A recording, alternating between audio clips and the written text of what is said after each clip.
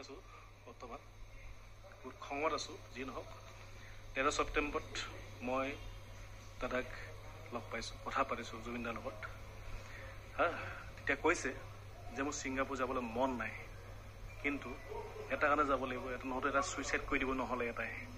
তাৰ কথা কৈছে কাৰ কথা কৈছে শ্যামকানু মহন্তৰ কথা কৈছে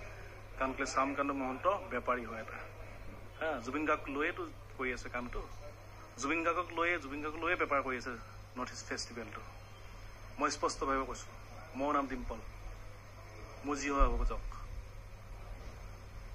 দাদাই স্পষ্টভাৱে কৈছে যাবলৈ মন নাই ৰৈ বিনালে কাম কৰি আছে কিন্তু সেইদিন মই আছোঁ অনুপম কোঁৱৰ আছে ৰোহিত সোণাৰ আছে মই আছোঁ ৰেডিভিট যে শ্যামকানু মহন্ত ছুইচাইড কৰি দিব মই নগ'লে হাঁহি ধেমালি মুখে কৈছে কিন্তু সত্য কথা কিন্তু আজি কি হ'ল উল্টাটো হ'ল নিজলৈ টানি আনিলে একমাত্ৰ দায়ী হ'ল শ্যামকানু মহন্ত কিয় অসমৰ এজন নকওঁ এতিয়া জুবিন গাৰ্গৰ বিষয়ে তেওঁ কি কাৰণে মেডিকেল টিম এটা নিনিলে ভিজা পাছ গৰিমা বৌলৈ ভিজা পাছটা নোলালে ৰহস্যজনক কথা এইবিলাক